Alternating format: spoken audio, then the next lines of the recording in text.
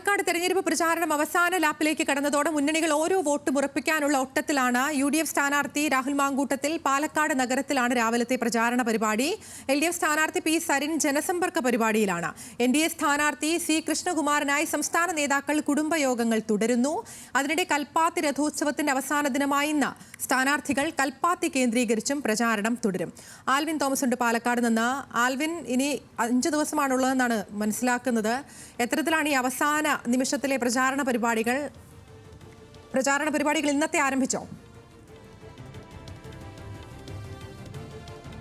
അതിന് വിരലെണ്ണാവുന്ന ദിവസങ്ങൾ മാത്രമാണ് ഇനി പാലക്കാട് ഉപതെരഞ്ഞെടുപ്പിനുള്ളത്. അതുകൊണ്ട് തന്നെ മുന്നണികൾ അവസാന ലാപ്പിൽ നെട്ടോട്ടം എന്ന് തന്നെ പറയാം. നമുക്ക് കാഴ്ചയിൽ കാണാവുന്നതുപോലെ ഈ വോട്ടർമാരെല്ലാവരെയും നേരിട്ട് കാണാൻ കഴിവതും കൂടുതൽ വോട്ടർമാരെ നേരിട്ട് കാണുന്നതിന് വേണ്ട ഒരു പ്രചാരണ പരിപാടികളാണ് 3 മുന്നണികളും നടത്തുന്നത്. ഇന്നിപ്പോൾ രാവിലെ രാഹുൽ മാങ്കൂട്ടം പാലക്കാട് വെസ്റ്റ് വെസ്റ്റ് ആണ് ഇപ്പോൾ പ്രചാരണ പരിപാടികൾ തുടരുന്നത്. അവിടെയൊക്കെയും ആളുകളെ കൂടുതൽ വോട്ടർമാരെ നേരിട്ട് കാണുന്നതിന് വേണ്ട പ്രചാരണ പരിപാടികൾ നടത്തിവരികയാണ്. പ്രതിപക്ഷ നേതാവ് VD സതീശൻ ഇവിടെ ക്യാമ്പ് ചെയ്തുകൊണ്ടാണ് ഇപ്പോൾ തെരഞ്ഞെടുപ്പിൻ്റെ ചുക്കാൻ പിടിച്ചുകൊണ്ട് അദ്ദേഹം ക്യാമ്പ് ചെയ്യുന്നുണ്ട്. മറ്റ് നേതാക്കന്മാർ ഇന്നു മുതൽ KPCCയുടെ നിർദ്ദേശപ്രകാരം മറ്റ് നേതാക്കന്മാർ ഇന്നു മുതൽ ഇവിടെ സജീവമാകുമെന്നുള്ളതാണ്, പാലക്കാട് സജീവമാകും എന്നുള്ളതാണ് നമുക്ക് അറിയാൻ കഴിയുന്നത്. UDF ക്യാമ്പ് അവരുടെ അവസാന ലാപ്പിലേക്ക് കടക്കുമ്പോൾ പ്രചാരണം വലിയ തോതിൽ കൊഴുപ്പിക്കുന്ന കാഴ്ചയാണ് കാണുന്നത്. അതോടൊപ്പം തന്നെ LDFിൻ്റെ സ്ഥാനാർത്ഥി P. സരിൻ രാവിലെ ജനസമ്പർക്ക പരിപാടിയുമായി തുടരുകയാണ്. അദ്ദേഹവും ഈ പറഞ്ഞതുപോലെ തന്നെ വോട്ടർമാരെ കൂടുതലായി നേരിട്ട് കാണുന്നതിന് വേണ്ട പ്രചാരണ പരിപാടികളുമായാണ് മുമ്പോട്ട് പോകുന്നത്.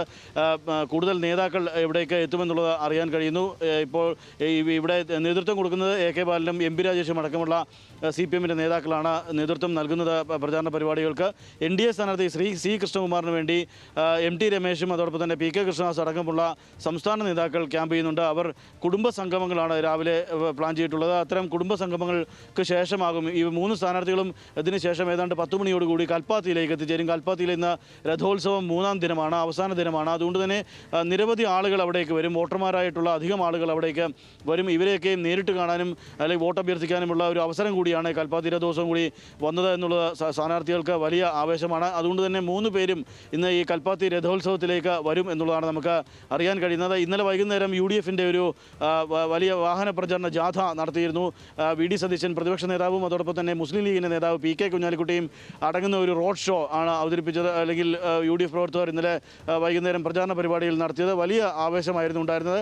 അതോടൊപ്പം തന്നെ P. സരിൻ്റെ വേദിയിലേക്ക് അല്ലെങ്കിൽ P. സരിൻ്റെ തെരഞ്ഞെടുപ്പ് പ്രചാരണ പരിപാടികൾക്ക് വോട്ട് ചോദിച്ചുകൊണ്ട് എത്തിയത് പ്രമുഖ നേതാവ് EP ജയരാജനാണ്. EP ജയരാജൻ നമുക്കറിയാവുന്നതുപോലെ കഴിഞ്ഞ ദിവസങ്ങളിലെ ചില ആത്മകഥാ വിവാദവുമായി ബന്ധപ്പെട്ടൊക്കെ വലിയ ചർച്ചകൾ നടക്കുന്നതിനിടെയാണ് ഈ P. സരിന് വേണ്ടി വോട്ട് അഭ്യർത്ഥിച്ചുകൊണ്ട് EP ജയരാജൻ ഇന്നലെ വേദിയിലെത്തിയത്. EP ജയരാജൻ ഇന്നലെ വാർത്താ സമ്മേളനത്തിൽ വളരെ വിശദമായി തന്നെ അദ്ദേഹം കാര്യങ്ങൾ പറയുകയൊക്കെ ചെയ്തിരുന്നു. P. സരിന് വേണ്ടി വോട്ട് അഭ്യർത്ഥിച്ചിരുന്നു. വിദ്യാഭ്യാസമുള്ള ഒരു യുവാവിന് വോട്ട് ചെയ്യണമെന്നുള്ളതാണ് അദ്ദേഹം ഇന്നലെ പറഞ്ഞത്.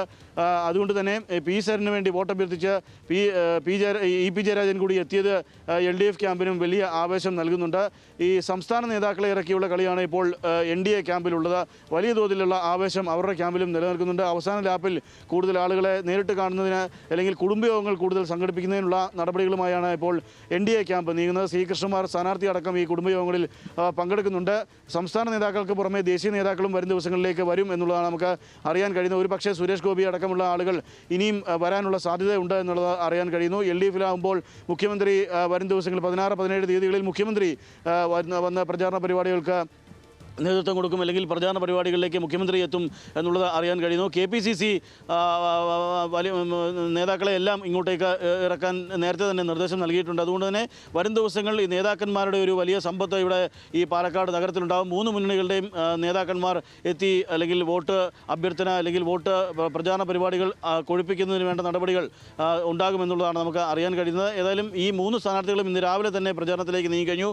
10 മണിയോടുകൂടി രഥോത്സവത്തിലേക്ക് ഈ 3 സ്ഥാനാർത്ഥികളും എത്തും എന്നുള്ളതാണ് നമുക്ക് അറിയാൻ കഴിയുന്നത്.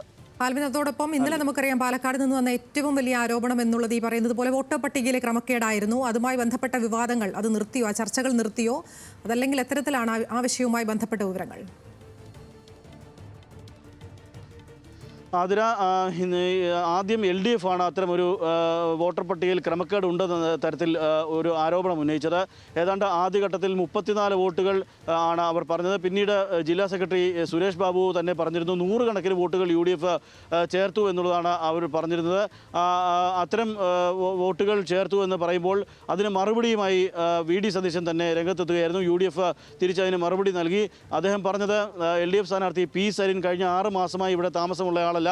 തിരുവല്ലാമലക്കാരനായ P സരിൻ എന്തുകൊണ്ട് എങ്ങനെ പാലക്കാട്ട് വോട്ട് ചേർത്തു? P സരിൻ്റെയും അദ്ദേഹത്തിൻ്റെ ഭാര്യയുടെയും വോട്ടുകൾ അവസാന വോട്ടർ ലിസ്റ്റിൽ അവസാനമായി കിടക്കുന്നുണ്ട്. ഈ രണ്ടുപേരുടെയും വോട്ടുകൾ 6 മാസം താമസിക്കാതെ എങ്ങനെ ഒരു മണ്ഡലത്തിൽ ചേർക്കാൻ കഴിയുമെന്നുള്ള ഒരു പ്രത്യാരോപണമാണ് പ്രതിപക്ഷ നേതാവ് നടത്തിയത്.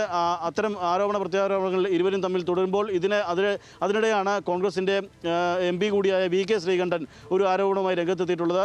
BJPയുടെ സംസ്ഥാന ഭാരവാഹികളടക്കം 2 പേർക്ക് വോട്ട് ഇരട്ടിപ്പുണ്ട് എന്നുള്ള തരത്തിലുള്ള ഒരു ആരോപണവുമായി എത്തിയിരുന്നു. അതിന് അല്പസമയത്തിനകം തന്നെ C കൃഷ്ണകുമാർ ഇതിന് മറുപടി നൽകുമെന്നുള്ളതാണ് നമുക്ക് അറിയാൻ കഴിയുന്നത്. 2 പേരും രണ്ട് സംസ്ഥാന ഭാരവാഹികളുടെ വോട്ടുകളാണ് ഇവിടെ പാലക്കാട്ട് ചേർത്തിട്ടുള്ളത്. അവർക്ക് മറ്റിടങ്ങളിൽ വോട്ടുണ്ട് എന്നുള്ളതാണ്. കോഴിക്കോട്ടും പട്ടാമ്പിയിലും വോട്ടുള്ളവരാണ് ഇവിടെ ഇപ്പോൾ വോട്ട് ചേർത്തിരിക്കുന്നത് എന്നുള്ള ഒരു ആരോപണമാണ് VK ശ്രീകണ്ഠൻ MP നടത്തിയത്. അതിൻ്റെയൊക്കെയും മറുപടി അല്പസമയത്തിനകം C കൃഷ്ണകുമാർ BJPയുടെ സ്ഥാനാർത്ഥി കൂടിയായ അദ്ദേഹം ഇന്ന് അതിന് മറുപടി നൽകും എന്നുള്ളതാണ് നമുക്ക് അറിയാൻ കഴിയുന്നത്. അതിനുവേണ്ടി നമ്മൾ കാത്തിരിക്കുകയാണ്. ഏതായാലും ഈ ചർച്ചയും അവസാന ലാപ്പിലേക്ക് കടക്കുമ്പോൾ, ഈ വോട്ടർ പട്ടിക വിവാദവും അവസാന ലാപ്പിലേക്ക് കടക്കുമ്പോൾ 3 മുന്നണികളും ചർച്ചയാക്കുന്നുണ്ട് എന്നുള്ളത് ഏറ്റവും ശ്രദ്ധേയമായ കാര്യം. ശരി, എന്തായാലും അവസാന ലാപ്പിലാണ് പാലക്കാട്. ഉപതെരഞ്ഞെടുപ്പിനുള്ള എല്ലാ ഒരുക്കങ്ങളും പൂർണ്ണമായി കൊണ്ടിരിക്കുകയാണ്. പ്രചാരണം ശക്തമായി തന്നെ തുടരുകയാണ് 3 മുന്നണികളും. ആ ഘട്ടത്തിലും ആരോപണ പ്രത്യാരോപണങ്ങൾക്ക് ഒരു തരത്തിലുള്ള അയവ് ഇല്ല എന്നുള്ളതും ശ്രദ്ധേയമാണ്. വിശദാംശങ്ങൾ നൽകുകയായിരുന്നു ആൽവിൻ തോമസ് പാലക്കാട്ട് നിന്ന്.